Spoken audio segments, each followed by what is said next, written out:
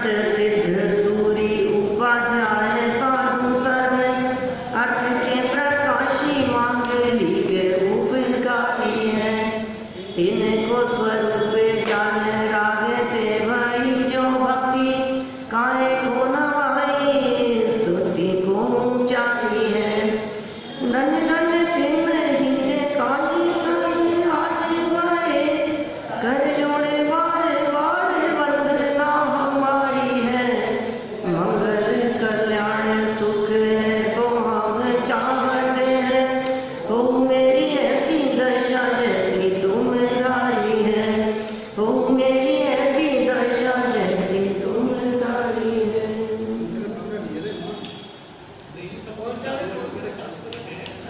सात तत्व संबंधी भूल, इसकी चर्चा हमें यहाँ प्रारंभ करनी है। पंडित प्रवर दौलत राम जी द्वारा छेड़हाला में जिन पंक्तियों का उपयोग किया गया, जिन पंक्तियों का प्रयोग किया गया, उन्हें आधार बनाकर यहाँ सात तत्व संबंधी हमारी भूल को निकालने की चर्चा की गई है। तत्व सात हैं, यह तो हम सभी जानते ही हैं। जीव, अजीव, आश्रम, बंध, संवर, निर्जरा और मोक्ष, इन सात तत्वों में मैं जीव तत्व हूँ और बाकी के जो 6 तत्व हैं वो मुझसे भिन्न हैं। इसलिए जो 7 संबंधी भूल बतलाई है वो वास्तव में 7 तत्व संबंधी भूल 7 की नहीं है, एक ही की भूल है। वो कौन है? वो मैं हूँ। भूल किसकी है? भूल कौन कर रहा है? तो है तो 7 तत्व, 7 तत्व संबंधी 7 की भूल नहीं है। भूल तो एक ही की है 7 में से, और जिसकी भूल है वो मैं हूँ। और भूल ये है कि अपने आप को नहीं पहचान रहा है। ये सबसे बड़ी भूल है। मैं कौन हूँ, मेरा क्या स्वरूप है, इस बात को न पहचान कर ये जीव किस प्रकार की भूल करता है, उसकी सुंदर चर्चा यहाँ की गई है। एक बार दौलत राम जी की पंक्तियाँ हम यहाँ से पढ़ लेते हैं और फिर उनका अर्थ करते हुए चर्चा करेंगे।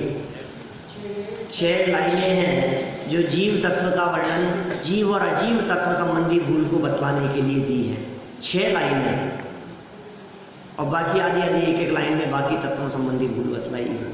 माने सबसे बड़ी गलती जो हमारी है लाइफ में, वो गलती जीव अजीव तत्व के संबंध में है। मूल गड़बड़ी तो यहाँ है, और बाकी तो फिर औरों के बारे में भी भूल है। ये भूल लोगों को फील करने में नहीं आती, लोगों को पता नहीं लगती। आज सारे जगत में जितने मिथ्या दृष्टि जीव हैं, चाहे हिंदू हो, चाहे मुसलमान हो, जैन हो, चाहे अजैन हो, कोई भी हो, सभी लोगों की लाइफ में ये भूल चल रही है, ये गलती चल रही है, और इसके कारण अनंत संसार दशा बनी हुई है।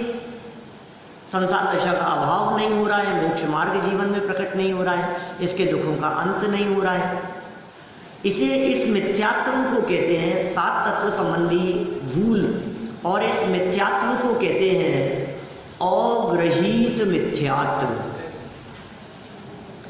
2 प्रकार के मिथ्यात्व हैं, एक है ग्रहीत मिथ्यात्व और दूसरा होता है अग्रहीत मिथ्यात्व। 2 प्रकार के मिथ्यात्व होते हैं। ग्रहीत मिथ्यात्व मतलब क्या होता है? मिथ्यात्व 2 प्रकार के बता रहा हूँ साहब, पहले अपन ने शायद इस सीरीज में नहीं पढ़े थे। मिथ्यात्व 2 प्रकार के, एक ग्रहीत, एक अग्रहीत। ग्रहीत माने ग्रहण किया है, और अग्रहीत माने ग्रहण नहीं किया है, अनादि से। इसको ऐसे ले सकते हैं, ग्रहीत का मतलब मैं अपने आप को भूल गया हूँ, अग्रहीत का मतलब बाकी सब में सुख समझ नहीं, क्योंकि मैं अपने आप को भूला हूँ, ये बात तो सदा से है। कब से नहीं भूला है? सदा से भूला हुआ ही है, अनादिकाल से। इसलिए जो मिथ्यात्व अनादिकाल से चला आया हो, वो मिथ्यात्व कहलाता है अग्रहित मिथ्यात्व, जो इस जन्म की, इस भव की नई कमाई नहीं है। जो इस भव की नई कमाई है उसे कहेंगे ग्रहित मिथ्यात्व। क्या नया कमाया आपने, बोलो? तो इस जन्म में जो भी हमने देव शास्त्र गुरु के स्वरूप को अपनी मान्यता में बिगाड़कर स्वीकार किया, ये ग्रहित मिथ्यात्व है। वीतरागी देव शास्त्र गुरु के अतिरिक्त अन्य सरागी देवी देवताओं को माना, ये ग्रहित मिथ्यात्व है। हम प्रभु पतित पावन स्तुति में बोलते हैं एक लाइन, तुम ना पिछान्या आन मान्या देव विविध प्रकार जी। क्या कह रहे हैं? भूल बता रहे हैं अपनी भगवान के सामने खड़े होकर के, हे भगवान मैंने आपको तो पहचाना नहीं और बाकी के और दूसरे देवी देवताओं को मानता रहा। अब बोलो, ये स्तुति बोलने वाले कितने लोगों को इस लाइन का खबर है? समाज में 90% लोगों को ये स्तुति याद होगी, सबको याद है, सब बोलते हैं। और क्या कह रहे हैं? तुम ना पिछान्या आन मान्या देव विविध प्रकार जी। बच्चों को भी याद है, छोटे छोटे बच्चों को। या बुद्धि से निज न जान्यो भ्रम गिन्यो हितकार जी। ये मिथ्यात्व है। सरागी देवी देवताओं को मानना, पूजना, क्या सारे देवी देवता शामिल हो गए इसमें?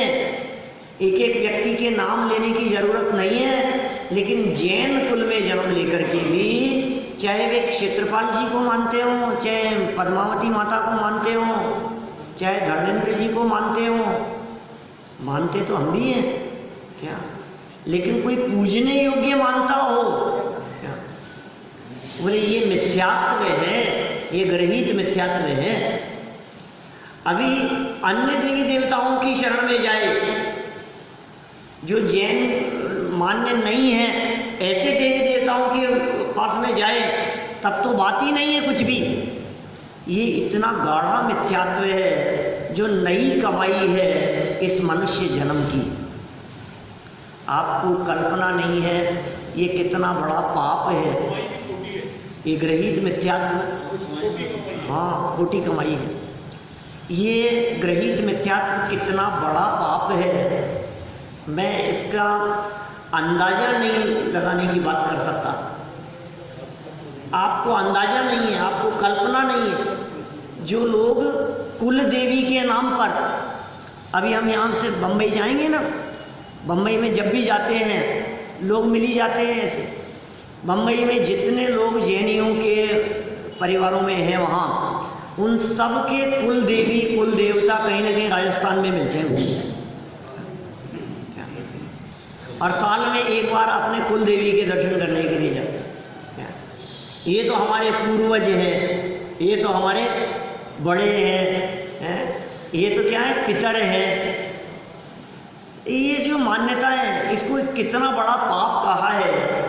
पेज नंबर 196 मोक्ष मार्ग प्रकाशक ग्रंथ, 196 नंबर पेज। और वे कहते हैं, ऐसी बात कहते हैं वहाँ कि कोई व्यक्ति जुआ खेलता हो, कोई व्यक्ति शराब पीता हो, कोई व्यक्ति मांस खाता हो, क्या शिकार खेलता हो, व्यभिचार आदि करता हो, सप्त व्यसन जिसकी लाइफ में दिखते हो, तो आप क्या कहोगे कितना बड़ा पापी है? वहाँ लाइन लिखी है, सप्त व्यसन से भी बड़ा पाप जानकर पहले इस ग्रहित मिथ्यात्व को छोड़ना। इस मिथ्यात्व को छुड़ाया है। सप्त व्यसन से भी बड़ा पाप जानकर इस मिथ्यात्व को छोड़ना। अब जरा कल्पना तो करो आप, ये कितना बड़ा पाप होगा, जो सप्तव्यसन से बड़ा पाप है। ये ऐसा पाप है जो हमारे को पाप जैसा नहीं लगता है। ये इतना बड़ा अपराध है जो हमें अपराध जैसा नहीं लगता है। तो गृहीत मिथ्यात्व है। कभी अवसर मिलेगा तो उस गृहीत मिथ्यात्व के संदर्भ में चर्चा करेंगे। कुछ नहीं होते क्या, ये सिर्फ मिथ्या मान्यता है, ठीक है ना। और हम अपने मिथ्या मान्यता से, मिथ्या भ्रम से कुछ का कुछ अंगीकार करते रहते हैं। कुछ नहीं होगा। हम आपसे पूछते हैं, आपके कुल देवता आपने पाप किया हो तो बचा लेंगे क्या? आप होंगे साहब, वो तो बचा लेंगे, अपने ही तो हैं, क्यों नहीं बचाएंगे? तो हम आपसे पूछते हैं कि जो कुल देवता आपको अपराध करने पर भी बचा लेवे, तो उन्होंने न्याय किया या अन्याय किया है? किसी व्यक्ति ने हत्या की और उनके देवता ने उन्हें बचा लिया, तो न्याय हुआ कि अन्याय? तो हम कहेंगे आपके वो जो देवता हैं वो अन्यायी हैं। बोलो, सुनने को तैयार हैं आप? अन्यायी है। और जो अन्यायी हो वो पूज्य कैसे हो सकते हैं? सीधी सी बात है ना। जो अन्यायी होंगे वो पूज्य नहीं होंगे। तो साहब कोई बात नहीं, बचाएं तो नहीं, लेकिन हमारे को कोई फल मिलना हो तो उसको अच्छा तो दे सकते हैं, ये काम तो कर सकते हैं। तो हम पूछते हैं, आपके पुण्य के उदय से ज्यादा देंगे या जितना पुण्य का उदय है उतना ही देंगे? उससे ज्यादा देंगे कैसे? आपका जितना उदय है उससे ज्यादा तो दे नहीं सकते क्या? तो जितना उदय है उतना ही मिलेगा, तो उनकी जरूरत क्या है?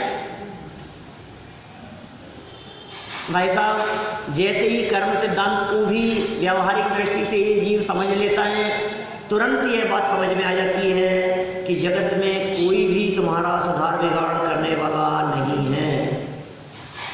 ये स्वतंत्रता दिवस नहीं, ये स्वतंत्र स्वरूप है वस्तु का। क्या आज 15 अगस्त है ना? क्या यहाँ इस जैसी स्वतंत्रता दुनिया में कहाँ होगी? ये तो परतंत्र भारत में भी स्वतंत्रता की चर्चा हुआ करती थी। क्या ये कण कण स्वतंत्र है? ये जैन दर्शन जैसी स्वतंत्रता की चर्चा करने वाला दुनिया में कोई दर्शन नहीं है। ये उस पराकाष्ठा की बात करता है, स्वतंत्रता की उस सीमा की बात करता है जहां पर परमात्मा की भी पराधीनता नहीं है। बोलो, किसी दूसरे की पराधीनता नहीं है। किसकी परतंत्रता की बात करें हम? किसकी पराधीनता की बात करें? हर वस्तु स्वतंत्र है, हर वस्तु स्वाधीन है, एक एक कण कण स्वाधीन है। ये दरी कहाँ से पटनी है, ये चादर कहाँ से गंदी होनी है, स्वतंत्र है भाई साहब। ये पिलर कब तक रहेंगे, ये हमारी इच्छा का अनुसरण नहीं करते। आपकी गाड़ी कब तक चलेगी और कौन से मोड़ पर आकर के रुक जाएगी, पता नहीं।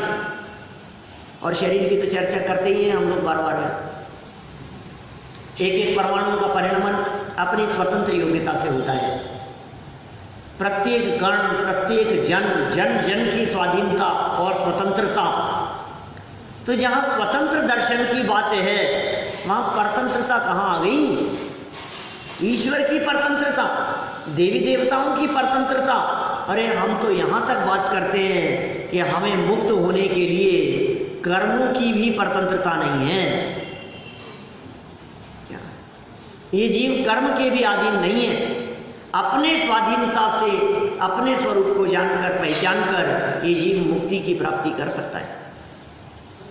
इसलिए एक मिथ्यात्व तो हुआ गृहीत मिथ्यात्व, जो वर्तमान भाव में मनुष्य जन्म लेने के उपरांत हमने दूसरे देवी देवताओं को पूज्य मानकर उनको पूजकर, अभी इसमें इतनी बारीकियां हैं, इतनी बारीकियां हैं कि कभी अवसर मिले तो पूरा घंटा भर, पौन घंटा उसी के बारे में चर्चा करें, कई दिन चर्चा करें, इतनी बारीकियां हैं कि साहब हम तो ये शांतिनाथ भगवान या महावीर भगवान के अलावा किसी को मस्तक नहीं झुकाते। क्या हमारे तो सारे काम ये महावीर भगवान ही निपटाते हैं। क्या ये भी ग्रहित मिथ्यात्व है? अब बोलो क्या हो गया? अब हम दूसरों को नहीं मानते, अब इनको मान रहे हैं। अब भी कोई दिक्कत है तुम्हारे को? मैं तो आदिनाथ भगवान को ही मानता हूँ, मैं तो महावीर भगवान को ही मानता हूँ। अब भी प्रॉब्लम है क्या? कि हाँ, जैसा भगवान का स्वरूप है तुम वैसा नहीं मान रहे हो, तुम वीतरागी को सरागी मान रहे हो, ये ग्रहित मिथ्यात्व है। तो ग्रहित मिथ्यात्व संबंधी भूल तो बहुतों की वर्तमान में छूटती हुई दिखाई देती है ना? बहुत से लोगों के जीवन में ग्रहित मिथ्यात्व जैसी अवस्थाएं छूट जाती हैं। यद्यपि उसमें बहुत बारीकियां हैं, मैं कह चुका हूं, अभी चर्चा नहीं कर रहा हूं। तथापि ये छूट जाने पर भी मोक्ष मार्ग नहीं प्रकट होता। इसलिए जीवन में मोक्ष मार्ग प्रकट करने के लिए, जीवन में यदि मोक्ष मार्ग प्रकट करना हो तो ग्रहित ही नहीं अग्रहित मिथ्यात्व छूटे तो मोक्ष मार्ग प्रकट होता है। सात तत्व संबंधी भूल अग्रहित मिथ्यात्व है। देवी देवता, शास्त्र और गुरु संबंधी मान्यता का फर्क वो ग्रहित मिथ्यात्व है। क्या भगवान को कर्ता धर्ता मानना, सुखी दुखी करने वाला मानना ग्रहित मिथ्यात्व है। सरागी परिग्रह सहित व्यक्तियों को गुरु मानना, मुनिराज का दर्जा देना, ये ग्रहित मिथ्यात्व है। हमारे मुनिराज के पीछे कमंडल के अतिरिक्त अन्य कुछ नहीं होता।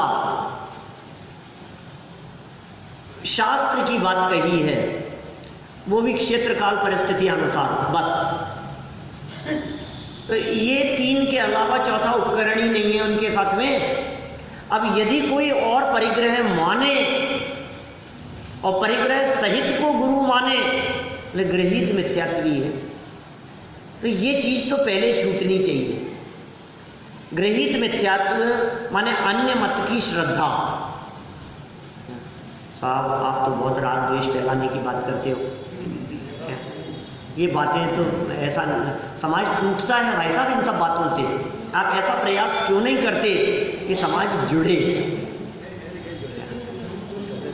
समाज जुड़े? आप ऐसा काम क्यों नहीं करते? हम आपसे पूछते हैं, ये व्यवस्था है, ये वस्तु स्थिति है, इसमें जुड़ने नहीं जुड़ने का कहाँ सवाल है भाई?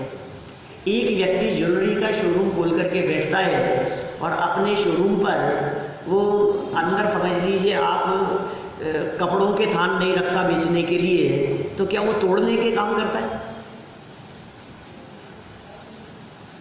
यदि वो वहाँ डायमंड ही बेचता है और गोल्ड के सामान नहीं रखता, तो क्या वो तोड़ने के काम कर रहा है?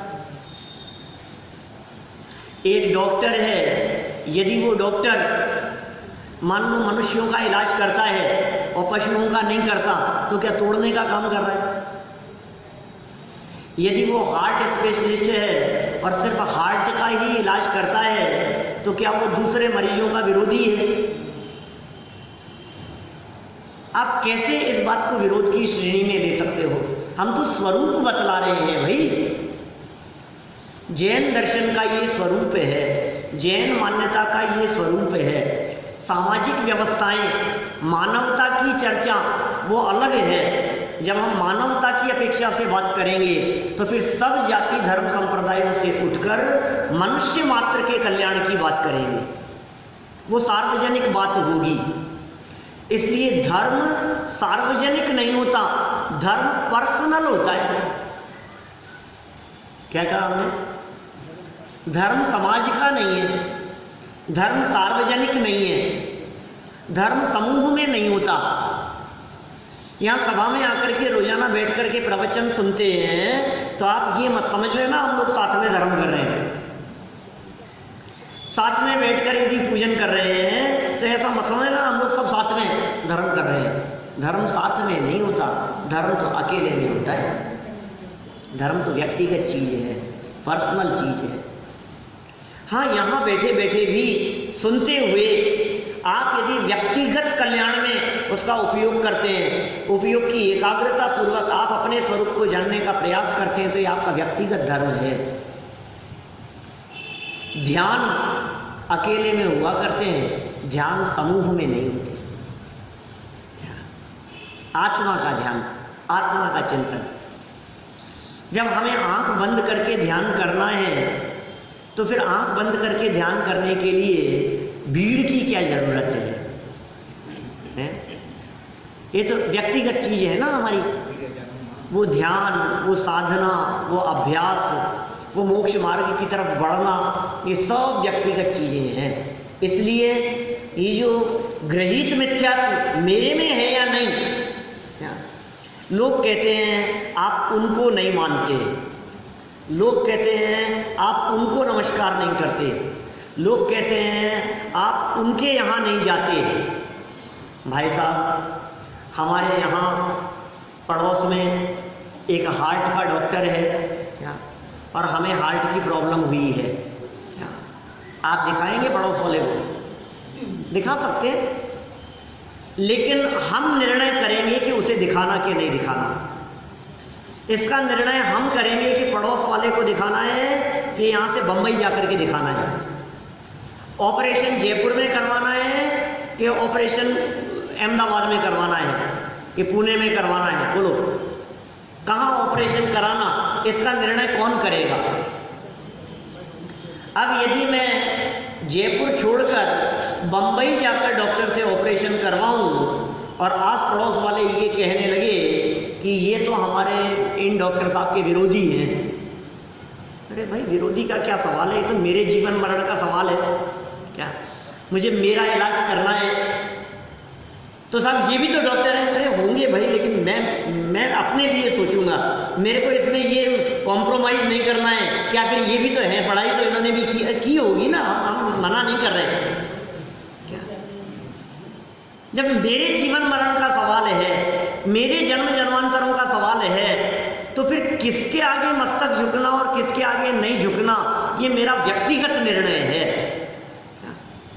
मैं अपने भाव नहीं बिगाड़ सकता, मैं अपने जन्म मरण नहीं खराब कर सकता, मेरे को अनंत संसार तक जगत में नहीं रुलना है। इसका मतलब कोई दुश्मनी हो गई, इसका मतलब कोई विरोध हो गया, इसका मतलब कोई आपस में झगड़ा हो गया, ऐसा कुछ नहीं है। ये स्वतंत्र भारत की यही तो धर्म निरपेक्षता है। क्या कि हस्बैंड कांग्रेसी हो और वाइफ बीजेपी को वोट दे दे? नहीं है ऐसा। ये धर्म निरपेक्ष राष्ट्र है ना। क्या आप किसी देवता को मानो, हम किसी परमात्मा को माने, सब स्वतंत्र है ना। हर व्यक्ति स्वतंत्र है कि नहीं? ये धार्मिक स्वतंत्रता, ये स्वतंत्रता दी ना हमारे को हमारे संविधान में। हर व्यक्ति को अपनी मान्यता, अपनी श्रद्धा, अपने विचारों के अनुसार अपने धर्म को स्वीकार करने की स्वतंत्रता है। तो आप जबरन हमारे माथे क्यों थोपना चाहते हो कि आपने इन देवता को वंदन नहीं किया, आप इनको क्यों नहीं मानते हो, आप ऐसा क्यों नहीं करते हो? क्योंकि हम इस बात को समझते हैं, हमारा धर्म वीतरागी धर्म है। जहां लोभ होगा, जहां लालच होगा, वहां आप चेहरे तलाशोगे कि किससे मेरा काम होगा। यहाँ तो लोभ लालच से ऊपर उठ करके देखने की बात है। जब आप लोभ लालच से ऊपर उठ करके देखेंगे, तो फिर आपके लिए आदिनाथ भगवान हो या आपके लिए अजितनाथ भगवान हो, क्या फर्क पड़ता है? दोनों हमारे तीर्थंकर हैं, दोनों हमारे आराध्य हैं, दोनों हमारे पूज्य हैं। क्या फर्क पड़ता है? नहीं साहब, आदिनाथ भगवान तो विशेष है।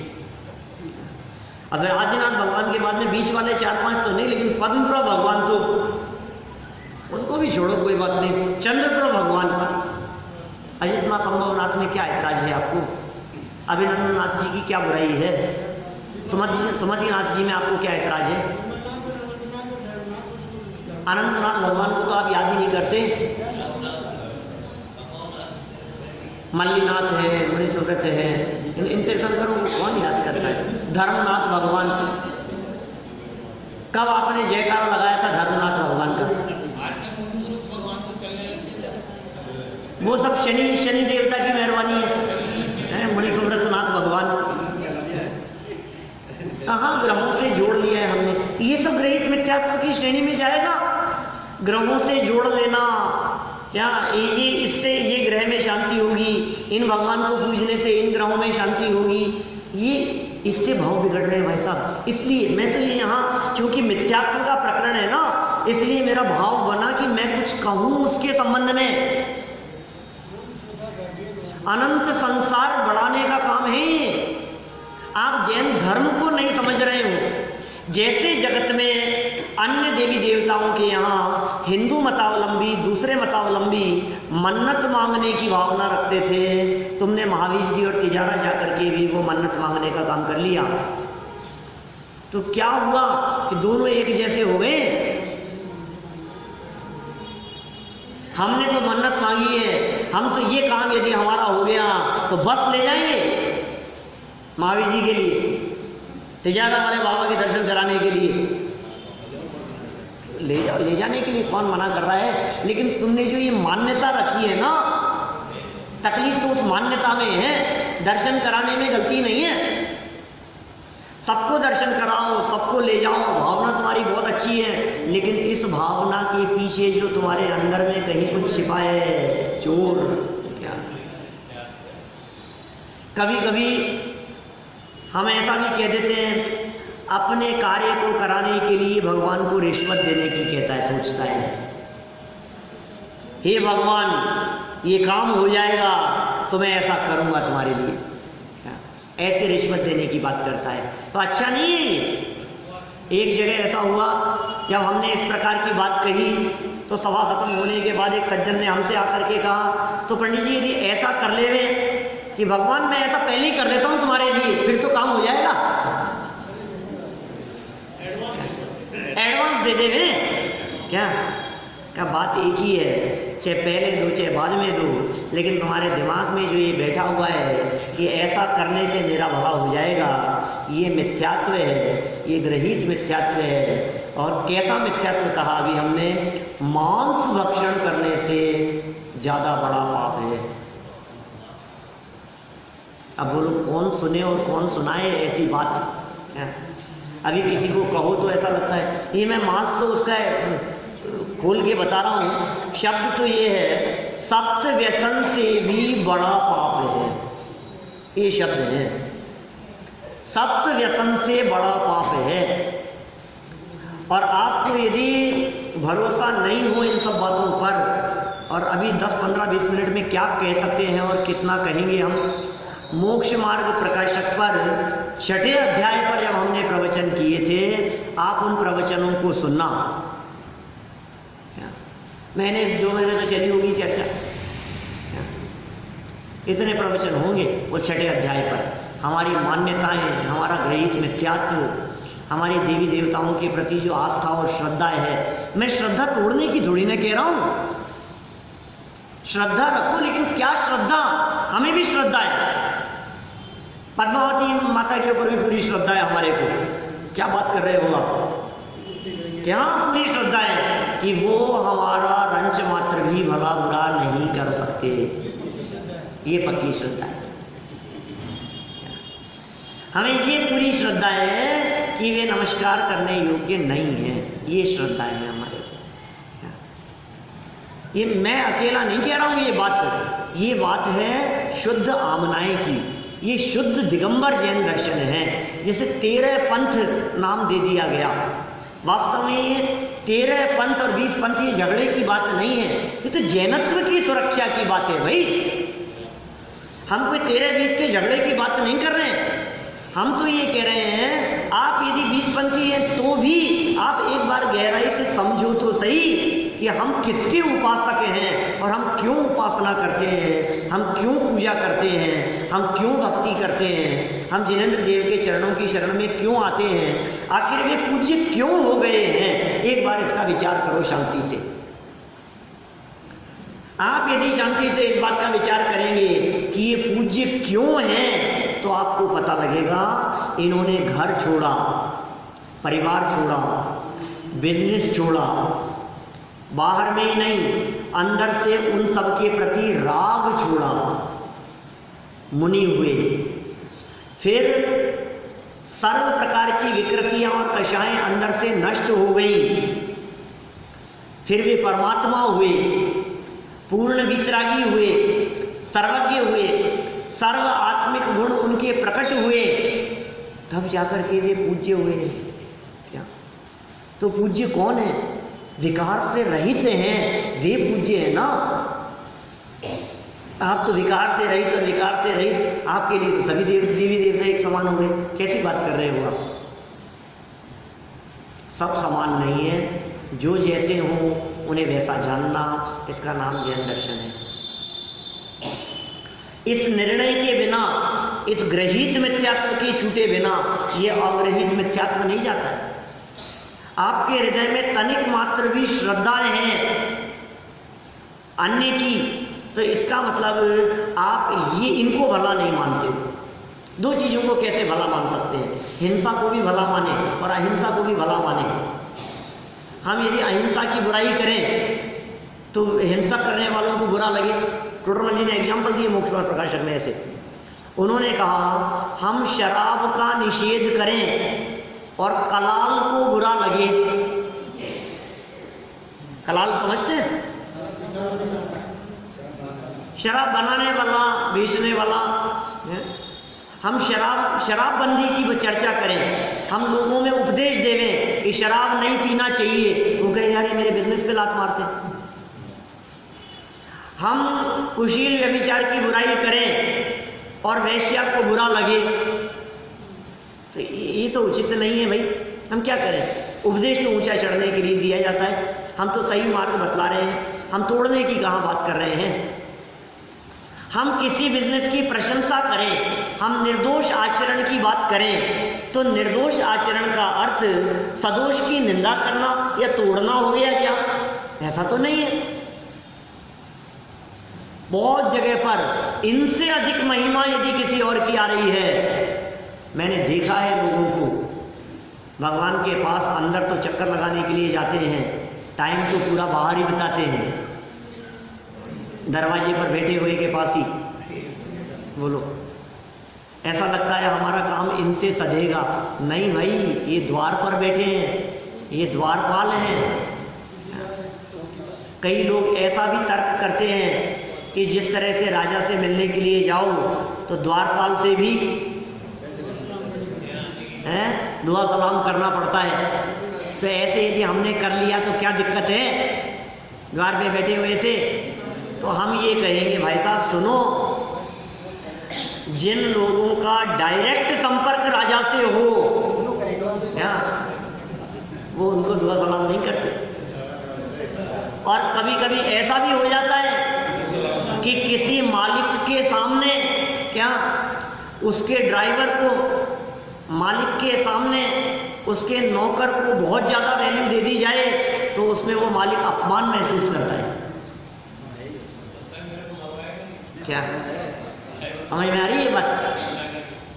तो ये आप विचार करना इन सब दृष्टियों से, हमारी दृष्टि से कौन पूज्य है, कौन सम्माननीय है। तो एक बात तो हो गई स्पष्ट रूप से अन्य देवी देवताओं की। दूसरी बात हो गई जैन मान्य, क्योंकि क्षेत्रपाल, पद्मावती आदि अन्य मतावलंबियों के द्वारा नहीं माने जाते। इनका तो नाम ही नहीं है कहीं। हिंदुओं से जाकर ये पूछो पद्मावती को जानते हैं क्या? नहीं, हमारे यहाँ तो कुछ नहीं, पद्मावती माता की चर्चा ही नहीं। जैन मान्य है ना। धर्मेंद्र पद्मावती हो गए थे ना, नाग नागिन प्रणवकार मंत्र सुनाया, प्रणवकार मंत्र जो भी सच्चाई है, जैसा भी उपदेश दिया, परिणाम शांत हुए, उनको मानना ये दूसरे प्रकार का ग्रहित मिथ्यात्व है। अब तीसरे प्रकार का ग्रहित मिथ्यात्व इन सबको नहीं मान रहे, लेकिन जो वीतरागी भगवान हैं उनको ही कर्ता धर्ता मान लेना, ये भी ग्रहित मिथ्यात्व है। ये तीसरे प्रकार का ग्रहित मिथ्यात्व है। हमारे अंदर कोने में कहीं ना कहीं ये बात बैठे रहना कि भगवान तुम ही तो हो पार लगाने वाले, ये सब ग्रहित मिथ्यात्व की श्रेणी में जाता है। और सुनो, बारीकियां तो इतनी हैं, अन्य मत प्रशंसा ऐसी तक चर्चा की है। जब कभी हम अन्य की प्रशंसा करते हैं तो वह भी गृहीत मिथ्यात्व के अंतर्गत जाता है। बात तो ये होनी चाहिए, मन्ये वरम हरिहरादय एव दृष्टा दृष्टेषु येषु हृदयम त्वयि त्वयि तोषमेति। आप में संतोष प्राप्त होता है, इसके अलावा मुझे अन्य कहीं संतुष्टि नहीं मिलती। जो वीतराग छवि आपकी दिखती है, ऐसी छवि जगत में अन्य किसी की दिखाई नहीं देती। बात तो ऐसी होनी चाहिए। नहीं फिर भी कह करके ये शिथिलता लाना चाहता है। नहीं, ऐसा नहीं, वो तो मान्यता अनादिकालीन मान्यता है, इसी तरह का दोष है। गृहीत मिथ्यात्व में तो कुदेव, कुगुरु और कुधर्म की उपासना करना शामिल होगा। कुदेव, कुगुरु, कुधर्म को माने तो गृहीत मिथ्यात्व है। हाँ, सच्चे को भी माने, लेकिन तुम्हारी मान्यता में कु है ना, तो वो गृहीत मिथ्यात्व होगा। नहीं समझ में क्या कहा? सच्चे भगवान को मान रहे हैं, इनके अलावा किसी के आगे मस्तक नहीं झुकाते, फिर भी गृहीत मिथ्यात्व। कैसे गृहीत मिथ्यात्व? मंदिर की चौखट को सर रहे हैं। हाँ, चौखट तो चलो परमात्मा की तरफ जा रहे हैं हम, लेकिन उनको मानते हुए भी ये समझ रहे हैं आप क्या? तो चौखट को सर का तो भाव ये था कि आप झुक करके जाएं, सर झुका करके जाएं, अभिमान छोड़ करके जाएं। ऐसे पुराने समय में उत्तरा को नहीं देख रहे और चौखट। हाँ, अपने यहाँ तो बात ऐसी थी कि ये जो है ना अपने चैत्यालय आदि या पुराने प्राचीन मंदिर वगैरह, वहाँ सब दरवाजे छोटे थे, और उन सब छोटे दरवाजों का उद्देश्य यही था कि कोई कितना भी बड़ा आदमी, राजा साहब भी यदि दर्शन करने के लिए आएंगे तो माथा झुका के अंदर आएंगे। क्या? हाँ, तो आप झुक करके जाओ, जिनके दर्शन करने के लिए जा रहे हो अभिमान साथ में लेकर के मत जाना। 3 लोग के नाथ के दरबार में जा रहे हैं, झुक करके जाएं, ऐसा भाव है। कर्ता धर्ता परमात्मा को मानना ये गृहीत मिथ्यात्व है। और सुनो, कहीं गृहीत मिथ्यात्व पोषक बात चल रही हो क्या, तो हमारा दायित्व बनता है कि हम उसे चलने ना दें। बोलो, नहीं तो आप उसका पोषण कर रहे हैं। गृहीत मिथ्यात्व है कि नहीं साहब, हम कैसे करें?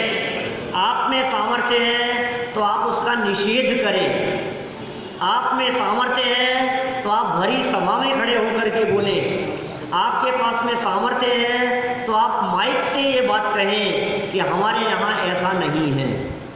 बहुत सारे जैनियों का जन्माष्टमी पर जो है वो आएगा। सब गृहीत मिथ्यात्व है, स्पष्ट रूप से गृहीत मिथ्यात्व है। खंडन करना चाहिए। लोगों को ये बात समझ में आनी चाहिए कि हम कौन हैं। अनेक लोग तो ऐसे हैं जिनको पता ही नहीं है। बहुत से लोग ऐसे भी होंगे जो आपका उपकार मानेंगे, सही बात समझ में आ जाने पर वो ये कहेंगे, यार पारस जी आपने सही बात बतलाई है, हमने तो सोचा ही नहीं था इस एंगल से, हमको तो पता ही नहीं है इस बात का। तो लोगों को पता तो लगे, अवेयरनेस तो होनी चाहिए कि नहीं। अच्छा चलो, किसी ऐसे पद पर किसी व्यक्ति ने कोई बात कह दी है कि हम नहीं कह सकते, क्या नहीं टोक सकते, हमारे पास में अधिकार भी नहीं है, हमारे पास में माइक भी नहीं है, हमारे पास में मंच भी नहीं है, अब हम क्या करें? तो आप एक काम तो कर सकते हैं कि जहाँ गृहीत मिथ्यात्व का पोषण चल रहा है, आप वहाँ से उठ करके बाहर निकल सकते हैं। हम इस बात को बर्दाश्त नहीं करेंगे कि धर्म के नाम पर मिथ्यात्व का पोषण चले, ये नहीं होगा। ये तो हो सकता है कि नहीं साहब, जिनके साथ में आए थे ना, फिर उनको बुरा लगेगा, आसपास में लोग बैठे हैं, क्या ना, तो अच्छा नहीं है, क्या करें, बड़े लोग लाज के कारण कभी कभी ऐसा हो जाता है। तो सुनो, तो आप अपने कान तो बंद कर सकते हैं क्या? हम समर्थन नहीं करेंगे किसी भी बात का, किसी भी गृहीत मिथ्यात्व की पोषक बात का समर्थन हम नहीं कर सकते। किसी भी सूरत में नहीं कर सकते हैं। इस ग्रहित मिथ्यात्व के छूटे बिना ये अग्रहित मिथ्यात्व छूट जाए, ये संभव ही नहीं। पहले ग्रहित मिथ्यात्व छूटेगा। अरे जिनको परमात्मा के प्रति श्रद्धा नहीं है, सच्चे देव के प्रति, उनके जीवन में सच्चा देव बनने के लिए मार्ग कैसे शुरू हो सकता है? जिसको परमात्मा, आप कहोगे साहब मोक्ष पर तो श्रद्धा नहीं है, मुक्त जीवों पर तो श्रद्धा नहीं है, तो उसका मार्ग कैसे प्रकट हो जाएगा जीवन में? सम्यक दर्शन तो उसका मार्ग है ना। उस श्रद्धा के बिना मोक्ष मार्ग की तरफ कैसे बढ़ोगे आप? पहले ये श्रद्धा, तो ये मैंने थोड़ी बात कही है आपको आज ग्रहित मिथ्यात्व के संदर्भ में। बातें तो और अनगिनती मेरे दिमाग में घूम रही है, लेकिन अपन फिर करेंगे, कभी चर्चा अवसर बनेगा तो कल करेंगे 7 तत्वों की चर्चा। एक बार पढ़ करके आना। छंद बोल लेते हैं एक बार हम लोग। जैन पॉलिटिशियन ऐसा देखा है जो किसी मंदिर के अंदर है, अन्य मंदिर में किसी हालत में नहीं गया? कौन? जैन पॉलिटिशियन। हाँ, ऐसा देखा है आपने? अच्छा, ऐसा तो पॉलिटिशियन की तो बात नहीं है, लेकिन हमारे साधु तो नहीं जाते क्या? साधु तो नहीं जाते हैं ना, तो वो क्या फैला रहे हैं? गलत काम कर रहे हैं, राग द्वेष फैला रहे हैं, सांप्रदायिकता फैला रहे हैं? नहीं भाई, अपनी अपनी श्रद्धा है, उसमें क्या है। आपके जैन मंदिरों में, जैन क्षेत्रों में अन्य लोगों के साधु साध्वी आदि के तो हो सकता है कदाचित आ जाएं, ठीक है ना, लेकिन जैन मुनि तो नहीं जाते हैं कहीं भी, क्योंकि जैन मुनि का लेवल, अब फिर कह रहा हूँ वापस सुनो, जैन मुनिराज का स्तर उनके देवी देवताओं से ऊपर है, क्योंकि वो परिग्रही है, ये अपरिग्रही है। किशनपुर उधर में दीवान फैमिली है, वो एक मुशायरा करवाते हैं मुसलमान, दरगाह बनाते हैं, सब मिथ्यात्व का पोषण है। अपन क्यों किसी की व्यक्तिगत बात नहीं करें, अपन तो कॉमन बात कर रहे हैं, जनरल बात कर रहे हैं। मुनिराजों का लेवल कितना ऊंचा है, और ये सामान्य देवी देवता नहीं, स्वर्ग के इंद्र वो मुनिराज के चरणों में आकर के पढ़ते हैं। त्याग पूज्य है, संयम पूज्य है, वैराग्य पूज्य है, उनका जीवन इतना उत्कृष्ट है, आपको उसकी महिमा नहीं आ रही है, और वो अपने स्वरूप को भूल करके किसी देवी देवता के आगे जाएं, तो ऐसा तो उचित नहीं लगता है हमारे को। थोड़ी कही है, बहुत समझ लेना। कल 7 तत्व संबंधी चर्चा करेंगे। अभी विराम।